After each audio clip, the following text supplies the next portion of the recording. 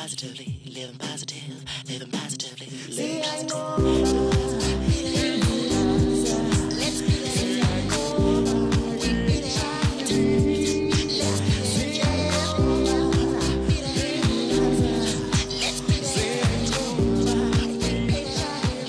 Molweni namkelekile kusiya inqoba beat it inkqubo yakhe wonke ubani ophila kanye nochaphazelekayo intsholongwane kagawulayo. Igama lam ndingunokubonga Yawa yaye ndiphila nentsholongwane kagawulayo. Isifo somhlaza okanye i-TB inganyangeka ukuba isiguli sithatha amayeza ngendlela eyiyo. Kodwa eMzantsi Afrika kule minyaka mithathu idlulileyo kuvele iintlobo ze-TB ezingeva amayeza. I-multiple drug resistance TB eyaziwa njenge-MDR TB ayinyangeki ngamanye amayeza esinawo ukunyanga i-TB. I-extremely drug resistance TB okanye i-XDR TB yona iyingxaki enkulu. Masikhe siye eThukela Ferry eMsinga KwaZulu-Natal sive lukhulu nge-MDR ne-XDR TB.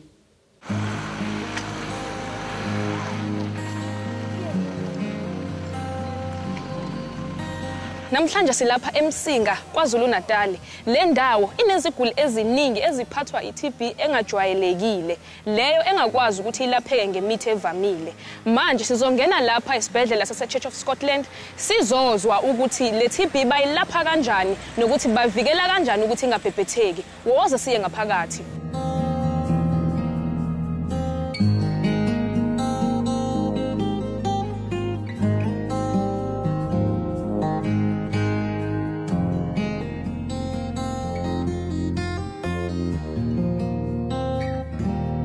What is the extent of XDR and MDR TB in this area? If I can put it into context, we diagnose about 150 new TB cases every month here.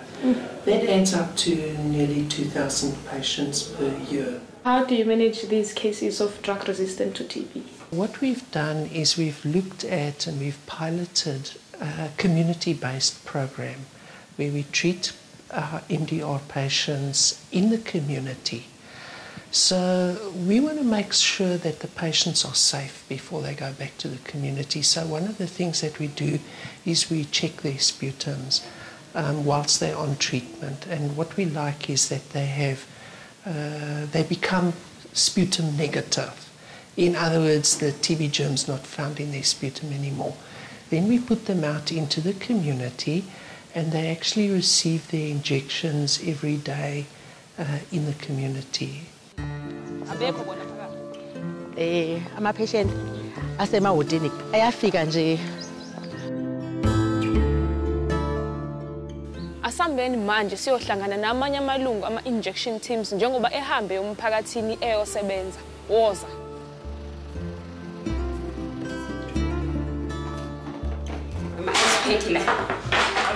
Ama-ice pack ngoba imijovo yethu kufanele ihlale endaweni ekhulu nokuthi endaweni eshisayo. I-Kinamycin bayijova phakathi nensuku.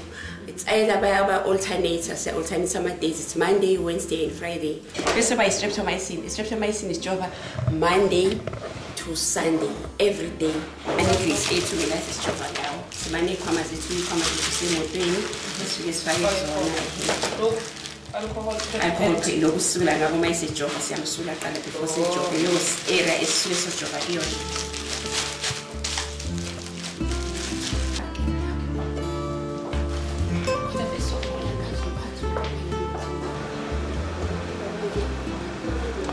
Okay.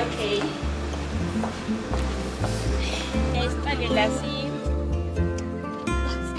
Mhlambe izingqinamba eniyeni nibhekane nazo. Ziningi ingqinamba esibhekana nazo lapha emphakathini. Okokuqala, izindawo ziqhelelene kakhulu. Indawo yakithi indawo eqhelelene kakhulu nemigwaqo ayikho, ayihambi kahle ukuyongena ekhaya lesiguli kufanele sijovwe.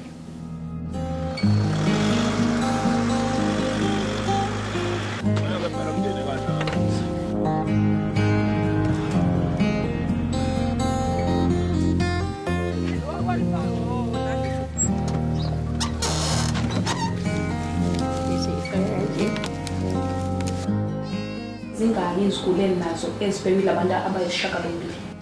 ziningi iziguli esibhekile ngoba umuntu eyedwa uyakwazi ukuthi ajove iziguli ezingaphezu kweshumi eyedwa. Imindeni iye yasresponda kanjani kunina njengoba nihamba niyobasizela emakhaya? Imindeni ijabule kakhulu ngoba umphakathi siphila kuwona okokuqala nje abantu abasebenzi. Abantu abanayo imali yokuthi beze zonke insuku bezojova. Bajabule kakhulu ukuthi sibahambele abantu lapho bekhona. Kwenza lokho ukuthi bangayi-default treatment. Njengoba bephuma sebeyodokotelwa emakhaya, ingabe angeke bakwazi ukuthi bathelele labo abahlala nabo noma imindeni yabo? Kunezifundo esizifundisa ama-families a-include ukuthi uma bekhwehlela kufanele bakhwehlele kanjani, bavale imilomo yabo namakhala, bawuhlale bevula amafastela. Uma kungenzeka isiguli uma zikhona izindlu ezenele ekhaya singalala sodwa okwaleso sikhathi sisathatha amaphilisi.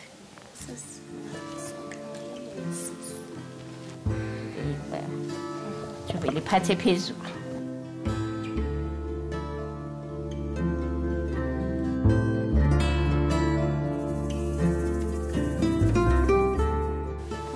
Nje emzimbeni ngiyabona sengiyalulama nje emadolweni bengingakwazi kahle ukuhamba kodwa manje ngiyezwa ngathi kuyaqhaqheka. Engikufundile kulesi story nge-XDR ne-MDR TB ukuthi idinga isikhathi eside ukuthi yelashwe. Ezindaweni ezinjengalezi lapha emzweni eMsinga akukho lula ukuthi iziguli zihambe zesibhedlela ngenxa ukuthi kude. Lokho okwenziwa ama-injection teams ukuthi baphume esibhedlela bezobalaphela emakhaya kuhle kakhulu futhi kwenza ukuthi iziguli zingahamba amabanga ade usizo balitholela ekhaya. Lokho kungihlaba umxhelo omkhulu. Kwangathi bonke onesi nabo bonke abantu abangaphansi kwe-Department of Health bangenza okufanayo. Kuhle kakhulu ukubona ogqirha nonesi abazimiseleyo emsebenzini besenza inzame zokuba banyange abantu emakhaya ngenxa yokuba izibhedlele zingenazibhedi zoneleyo. Xa sibuya evenkileni siza kufunda ngeyeza elitsha elinokuthi linyange i-MDR TB.